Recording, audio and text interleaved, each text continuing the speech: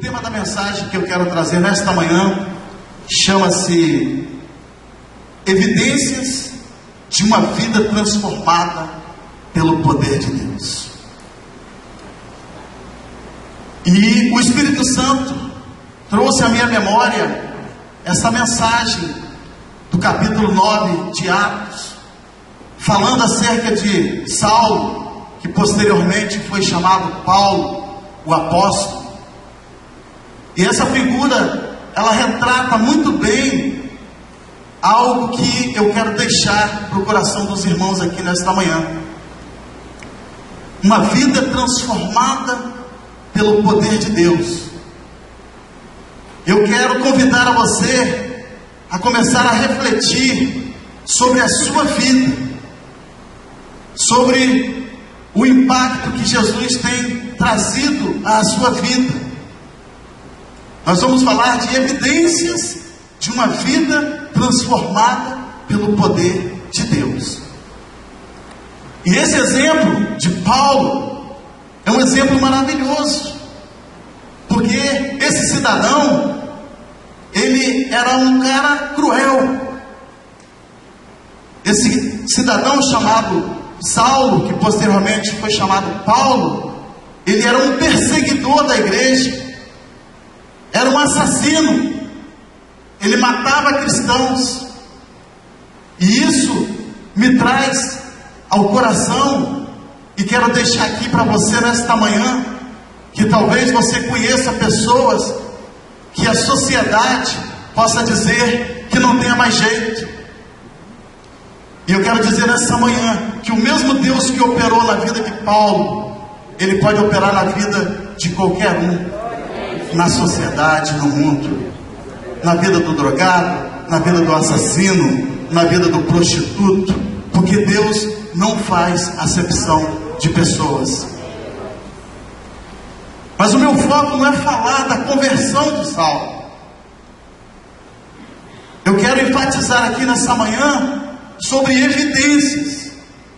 E nós bem sabemos o quanto Paulo representou naquela época e representa até hoje para as nossas vidas. O legado que ele deixou para nós. Paulo foi instrumento nas mãos do Senhor.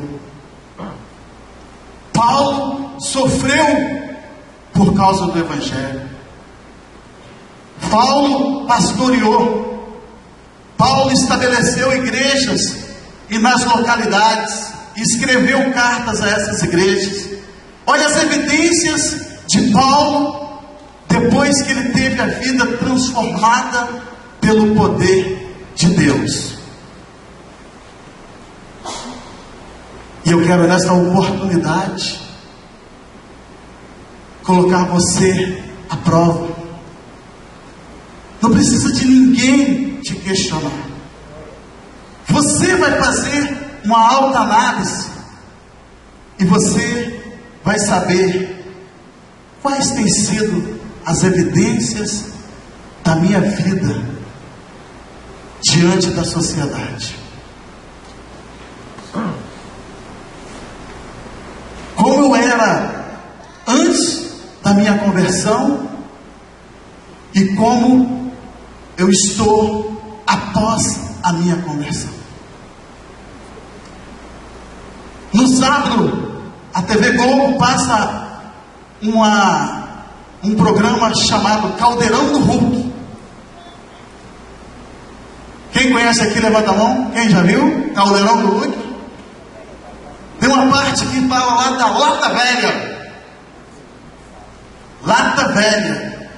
Onde que um carro velho, ele é transformado pelos mecânicos, pelos eletricistas, pelos pintores, e eles exibem no final o carro transformado.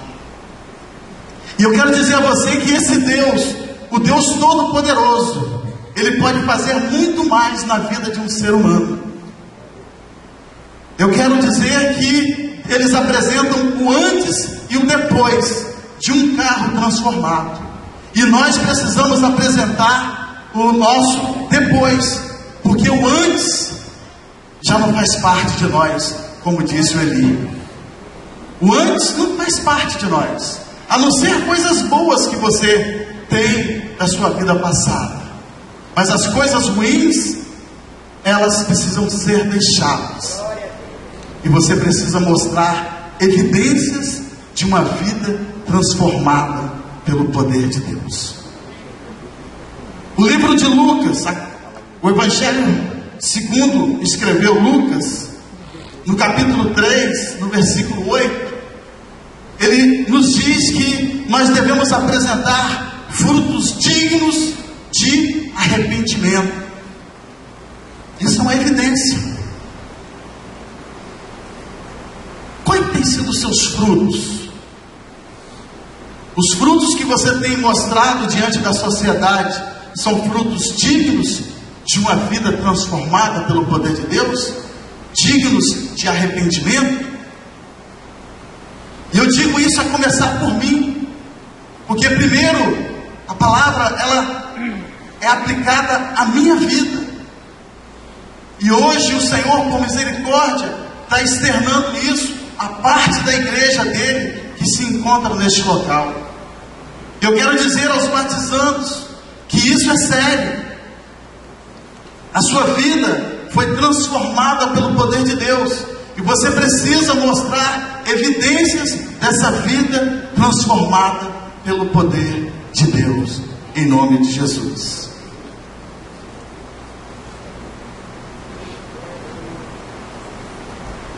O Espírito Santo me deu aqui algumas evidências de uma vida transformada pelo poder de Deus. Poderíamos citar aqui inúmeras evidências. Eu tenho certeza que essa mensagem ela vai trazer algo no seu coração, e você vai poder viajar em muitas coisas que o Senhor precisa fazer na sua vida. Mas eu quero pontuar aqui quatro evidências de uma vida transformada pelo poder de Deus. A primeira dela, uma vida transformada pelo poder de Deus, ela tem o eu crucificado. O eu seu e o eu meu tem que estar crucificado. E nós vemos isso, ouvimos isso. Em Romanos capítulo 6, foi falado, foi pautado isso, da crucificação. E a palavra de Deus em Gálatas capítulo 2, versículo 20, diz assim: agora já não sou mais eu que vivo, mas Cristo vive em mim. Cristo vive em mim. 2 Coríntios capítulo 5, 17 diz: se alguém está em Cristo, nova criatura é. As coisas velhas passaram, eis que se fizeram novas. Mas talvez você seja um crente bombinha. Talvez você não tenha vivido aí com a sua carne crucificada. E qualquer coisa que te façam, você explode. Qualquer coisa que te falam, você fala: Senhor, me dá licença que eu vou descer aqui da cruz. E isso é muito sério. E isso é muito sério diante da presença do Senhor. Porque às vezes nós pensamos que é o diabo que faz, mas por muitas vezes o Senhor prova a nossa fé. E Deus vai provar a sua fé, ver se o seu eu está crucificado, permitindo que o vizinho fale de você, permitindo que a pessoa que você ama fale de você. E é nessa hora que você precisa entender que o seu eu tem que estar crucificado, que as coisas velhas passaram, que não é você que vive, mas Cristo que vive em você. Como tem sido a sua evidência? Isso precisa ser evidente. O nosso eu tem que ser crucificado, em nome de Jesus. Eu estou falando isso, mas eu sei que não é fácil. Ah, irmão, não é fácil, mas nós somos chamados a uma vida de renúncia. Aquele que quer vir após mim, a si mesmo negue, toma a tua cruz e siga-me. Então nós vivemos uma vida de renúncia, é nadar contra a maré, porque o Evangelho é renúncia. E eu quero que você receba isso em nome de Jesus. Como você tem se comportado diante da sociedade? No seu trabalho, na rua onde você mora, na faculdade? Como você tem se comportado? Qual tem sido a evidência? As pessoas têm te visto como uma pessoa equilibrada? Se você tem um eu crucificado, você vai ser equilibrado. Você vai ser equilibrado em nome de Jesus. Romanos 6, versículo 4 diz que nós crucificamos e fomos sepultados na morte pelo batismo, e nós andamos em novidade de vida. Nós precisamos andar em novidade de vida. Eu vou fazer esse ano 21 anos na presença do Senhor, aqui com os irmãos. Eu glorifico a Deus porque eu tenho evidências para a glória do Senhor. Eu tenho evidências disso diante da minha família. Uma parte dela encontra-se ali, no grupo familiar de Alecrim.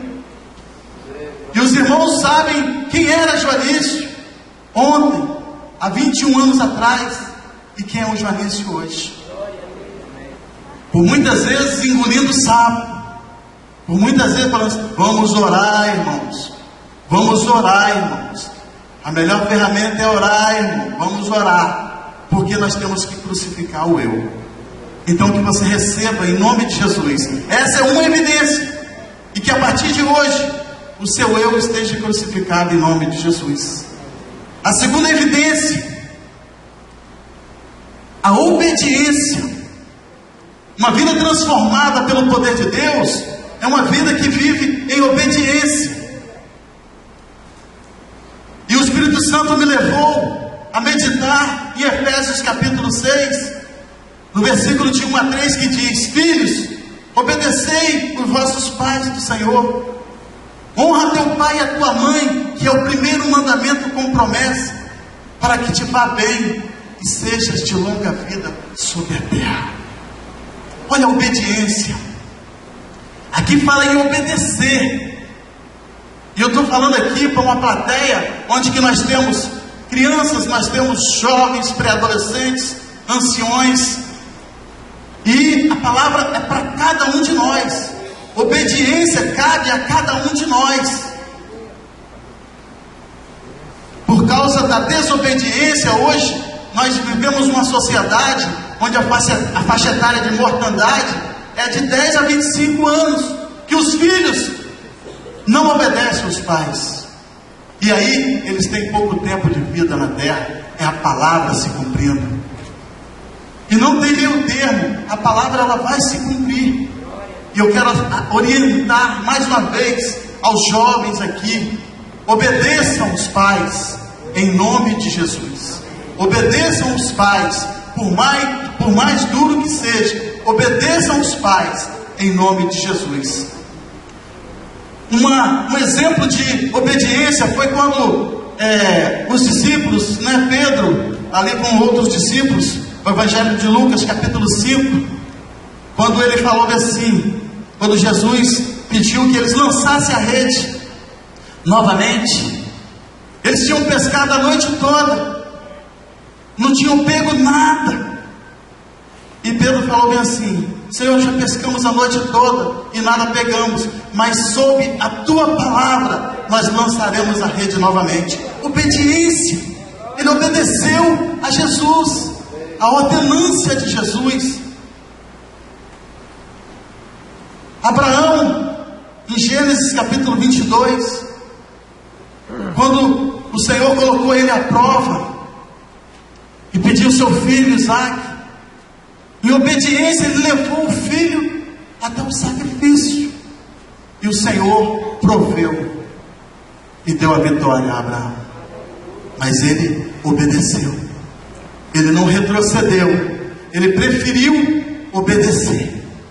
Então, analisa a sua vida, vê se você tem essa evidência em sua vida, vê se você tem sido obediente ou não, porque o Senhor te convida a ser obediente aos seus pais e principalmente obediente a Deus.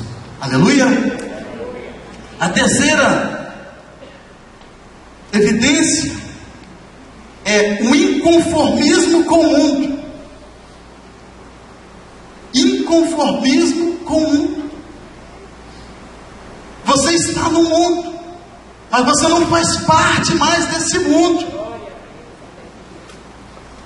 Nós somos peregrinos aqui, e nós não temos que nos conformar com esse mundo. Hoje nós temos visto sorrateiramente o adversário impregnando coisas do mundo dentro das congregações, e por muitas vezes isso tem sido aceito.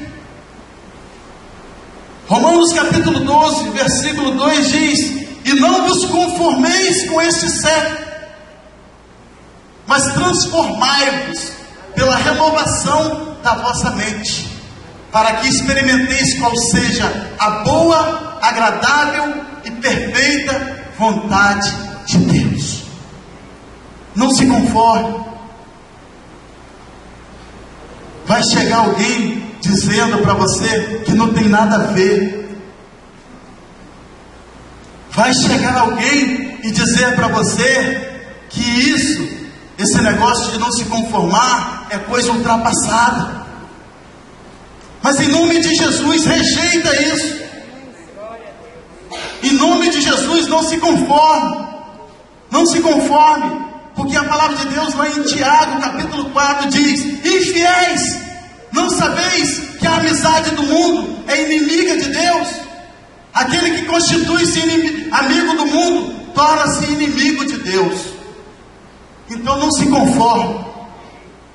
Não se conforme com o mundo. A evidência que você tem que ter é de inconformismo com o mundo, em nome de Jesus. E para encerrar, uma evidência que uma pessoa tem uma vida transformada pelo poder de Deus é que ela tem um foco na eternidade. O seu foco é no céu. O seu objetivo é o céu. Ninguém tira o seu foco. Paulo fala em Filipenses 1, 21, que o viver é Cristo e o morrer é lucro. Então a minha evidência é: se eu morrer hoje, eu estou tranquilo. Agora você pode dizer o mesmo? Os problemas Deus vai cuidar. Meu foco é o céu. Eu não posso levar filho, eu não posso levar mulher, eu não posso levar ninguém. Mas o meu foco é esse. E a evidência que eu tenho que mostrar para a sociedade é essa. Por isso que eu prego às pessoas do céu.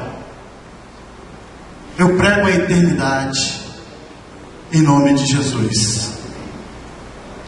E em 1 Coríntios capítulo 15, versículo 19, que diz que se a nossa esperança ela está somente nessa terra, nós somos os mais miseráveis. 1 Coríntios 15, 19. Então a minha esperança ela não está aqui. A minha esperança está no céu. Aqui eu estou vivendo pela misericórdia do Senhor. Aqui eu estou vivendo na graça do Senhor. Que Deus possa abençoar a cada um de nós, em nome de Jesus.